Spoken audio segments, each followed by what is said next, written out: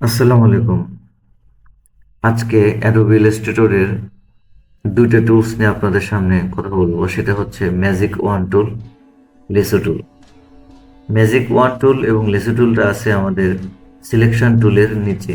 এটা হচ্ছে আমাদের ম্যাজিক ওয়ান টুল আর এটা হচ্ছে লেসো টুল।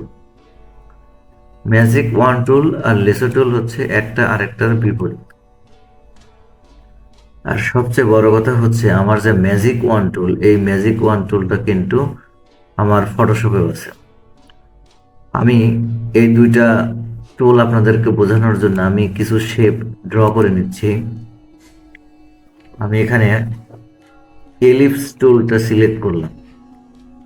সিলেক্ট করে আমি কন্ট্রোল কিবোর্ডের অল্টার প্লাস শিফট একসাথে প্রেস করলাম। করার পরে দেখুন আমার মাউসের চেহারা কিন্তু চেঞ্জ হয়ে গেছে। আমার কার্সরটার চেহারা কিন্তু চেঞ্জ হয়ে গেছে। আমি এটা চেপে ধরে যদি আমি একটা সার্কেল ড্র করি, দেখুন একটা সার্কেল হয়ে যাচ্ছে। এখন আমি এখানে অল্টার প্লাস শিফট চেপে ধরার কারণ আপনাদেরকে আমি বলি। আমি যদি অল্টার প্লাস শিফট চেপে না ধরে ড্র করি তাহলে দেখুন আমার বৃত্তটা মানে অন্যদিকে সরে যাচ্ছে, মানে প্রপারলি ভাবে রাউন্ড হচ্ছে না। কিন্তু আমি যখন অল্টার প্লাস শিফট চেপে ধরে অল্টার প্লাস শিফট চেপে ধরে যদি আমি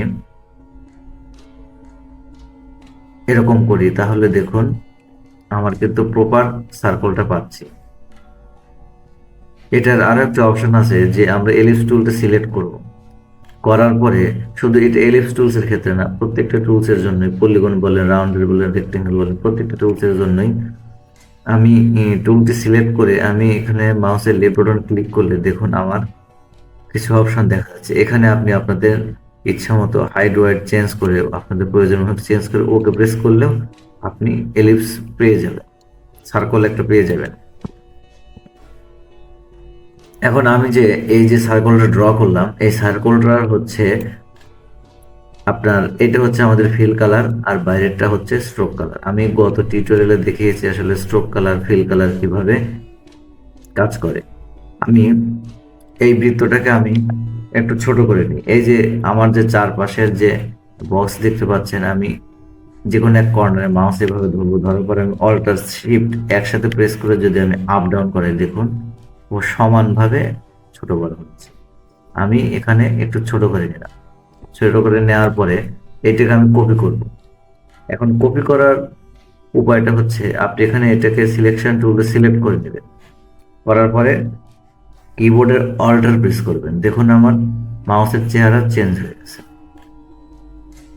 আমি এখন অল্টার প্রেস থাকা অবস্থায় আমি ওটাকে ধরে আমার প্রয়োজন মাফিক আমি নিয়ে নিলাম, মানে একটু ডিস্টেন্সে সরিয়ে দিলাম। এই যে দেখুন আমাকে মাছ বরাবর বৃত্তের মাঝখানে একটা লাইন দেখা দিচ্ছে যে আমি আমার টার্গেটেড পয়েন্টে আছি।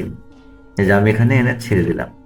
দেওয়ার পরে আমি যদি এখন কিবোর্ড থেকে কন্ট্রোল ডি প্রেস করি, কন্ট্রোল ডি প্রেস করলাম, এই যে দেখুন আমি এখানে যে ডিস্টেন্স দিয়েছি আমি এখানে কিন্তু অল্টার প্রেস করে আর কপি করিনি।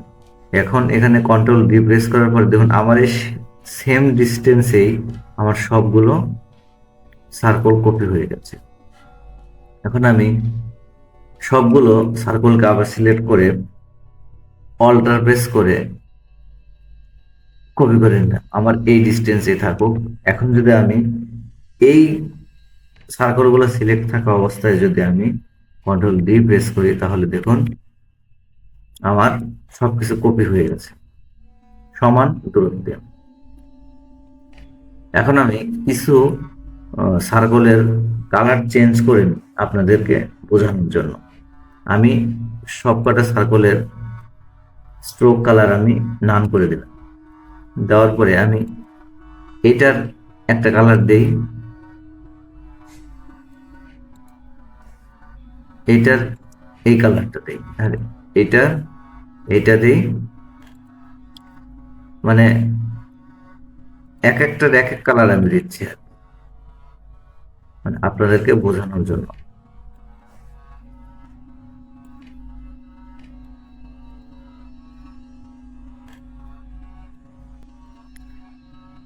এখন আমার ম্যাজিক ওয়ান টুল এবং লেসার টুলের মধ্যে পার্থক্যটা কোথায় এখন আমি আপনাদেরকে দেখাবো।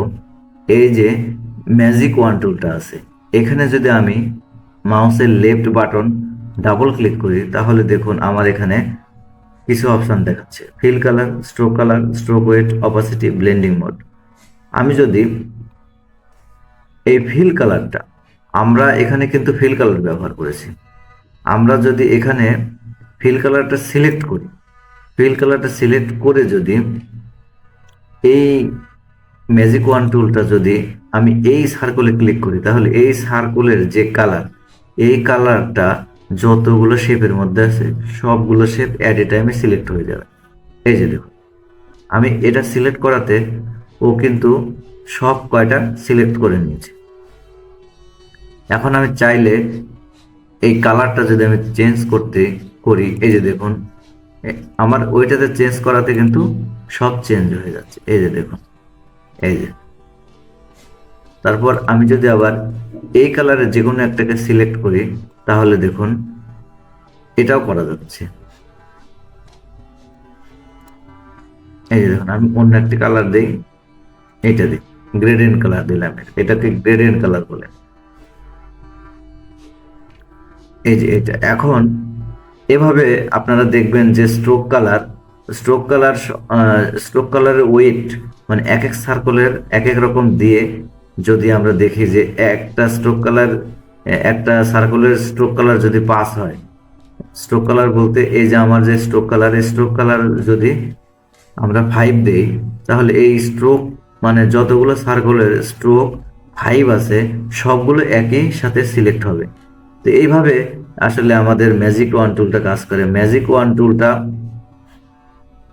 মানে খুব দ্রুত কাজ করার জন্য একটি গুরুত্বপূর্ণ টুল।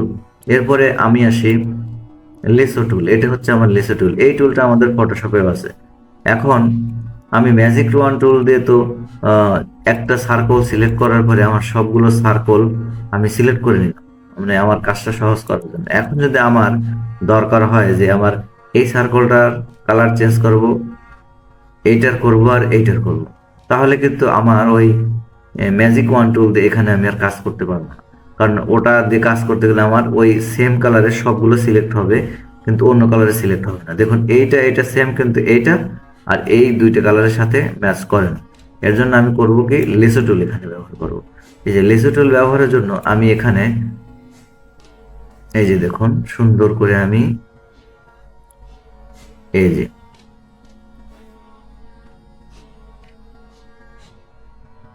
এই যে আমি দেখুন তিনটা খুব সহজভাবে এটা সিলেক্ট করে নিলাম। এখন আমি আমার পছন্দ মতো আমি কালার চেঞ্জ করতে পারবো। এই যে এখানে স্ট্রোক কালার চেঞ্জ হচ্ছে, স্ট্রোক কালার সিলেক্ট করা ছিল তাই আমি এখানে ফিল কালার উপরে দিলাম। ফিল কালার উপরে দেওয়ার পরে আমি এটা চেঞ্জ করতে পারবো। আমি গত ক্লাসে দেখিয়েছি আসলে স্ট্রোক কালার এবং ফিল কালার কিভাবে চেঞ্জ করতে হয়। তো বন্ধুরা, এই ছিল আজকে আমাদের আলোচনা ম্যাজিক টুল এবং লেসো টুল। আপনারা সবাই ভালো থাকবেন। আসসালামু আলাইকুম ওয়া রাহমাতুল্লাহ।